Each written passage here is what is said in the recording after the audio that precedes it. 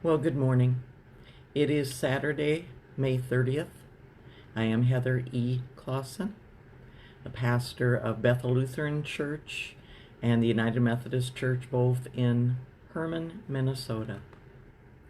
In a few moments, I'm going to be reading from the book of the prophet Jeremiah, chapter 8, beginning at verse 18. This morning, once again, we awaken in pain. There is so much that hurts, that overwhelms, that grieves us. We are approaching a time of gathering on Monday so that we can grieve and we can lament that over 100,000 lives have been lost in this country to COVID-19. Today we gather to acknowledge our grief and sense of loss in what has been happening since a police officer, a group of officers, somehow felt they had permission to deny the humanity of a black man to the point of his death. I want to speak a little bit about Jeremiah before I read this passage. Jeremiah was a prophet of warning and then became a prophet of comfort. God asked Jeremiah, who felt unworthy to the task,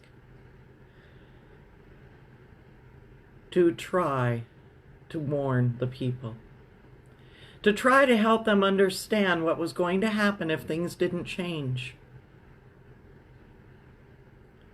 If they didn't pay attention to what was going on around them, if they didn't pay attention to the sickness in their society, in their community, in their faith, that there would be consequences. So God gave words to Jeremiah and gave courage to Jeremiah to speak to the people.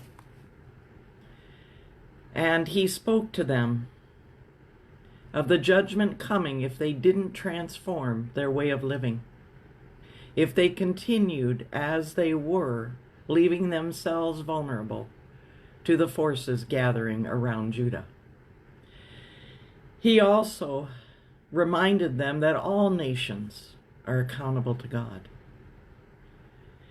And he spoke about social justice.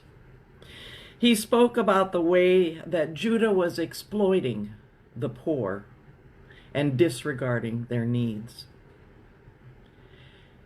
He spoke to them about the fact that they were so sure that God was on their side, that they were secure in everything, that they could not hear the warnings. And he shared with them that God grieved over their rebellion.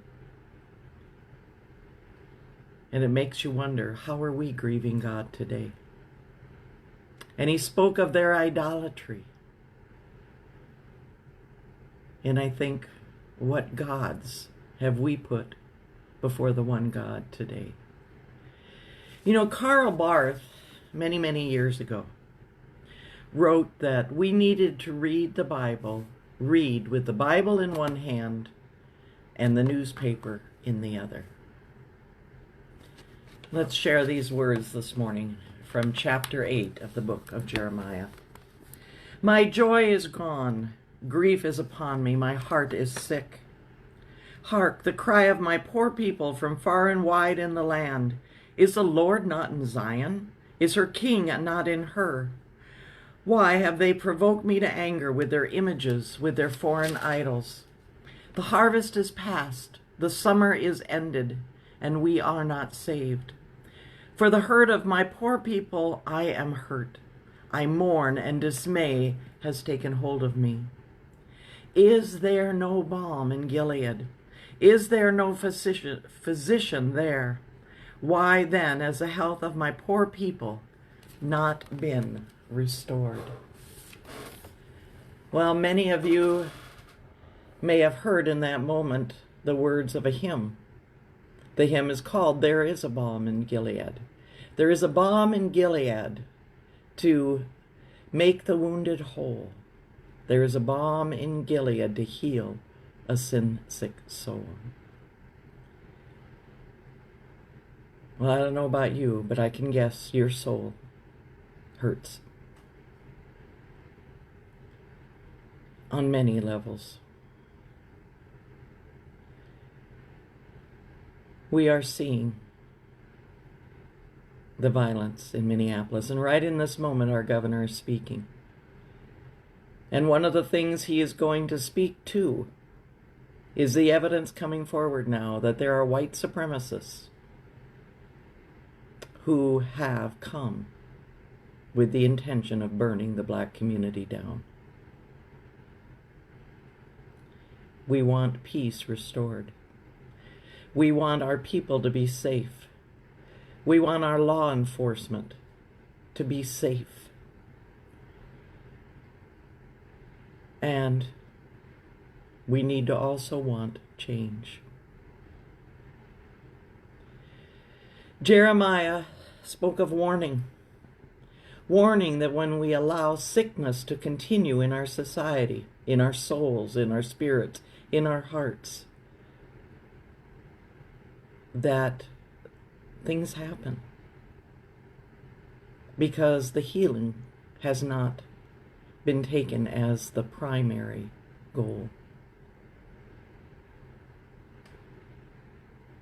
We know that this pain has gone on generationally. Oh yes, I could list over and over again all that has happened in our country.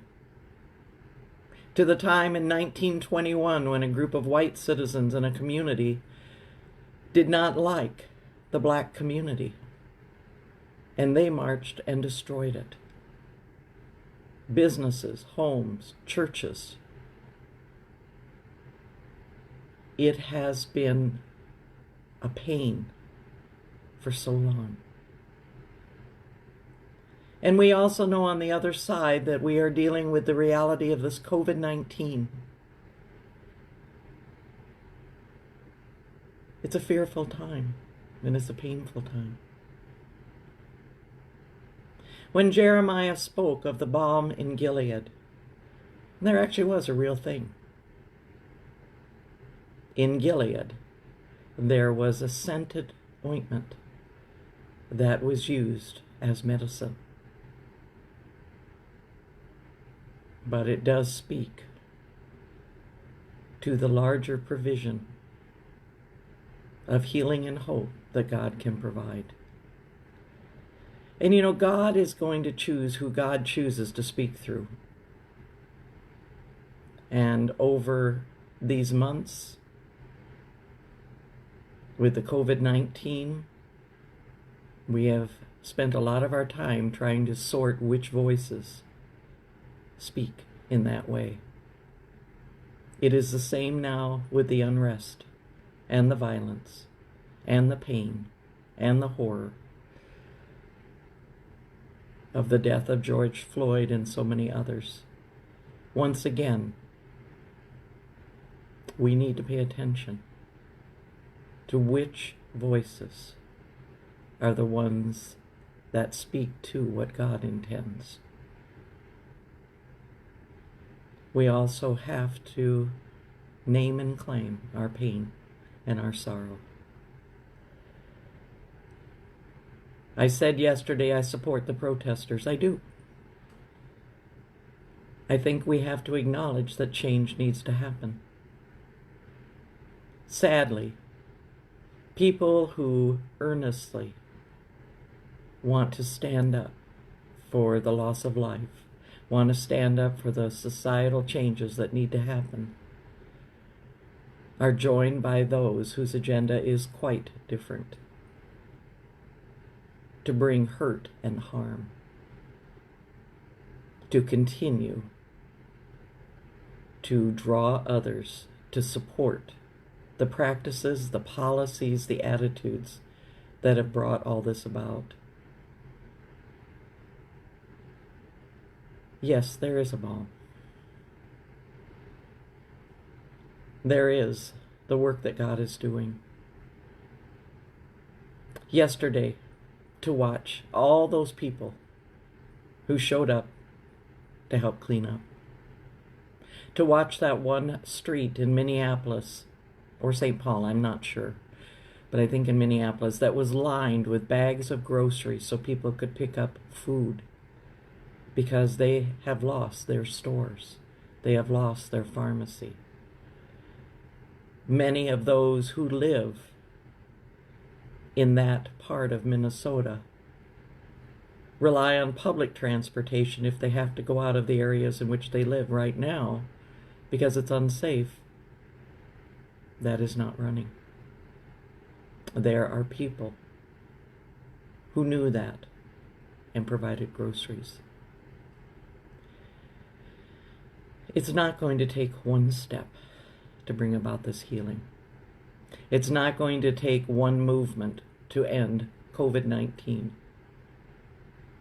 But we pray for those who, for both of our sorrows and fears right now, those who are the voices that Jeremiah called for, the ones that do not hoist anything above God, the ones who do not make the agenda one that harms people. That is the work to be done.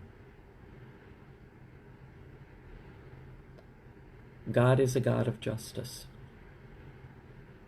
And justice is not police action. It is not court action. The justice that God speaks of is that all will receive equally. All will benefit equally from all that God has provided. All will be treated with decency, with humanity, with care and concern, so that all have what God intends them to have. And we know through the teachings of Jesus that is abundant life.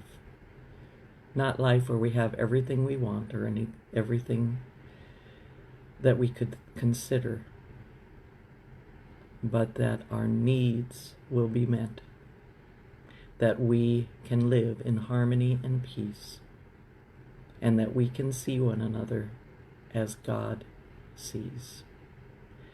I want to close this morning with a short prayer from David Steindl-Rast.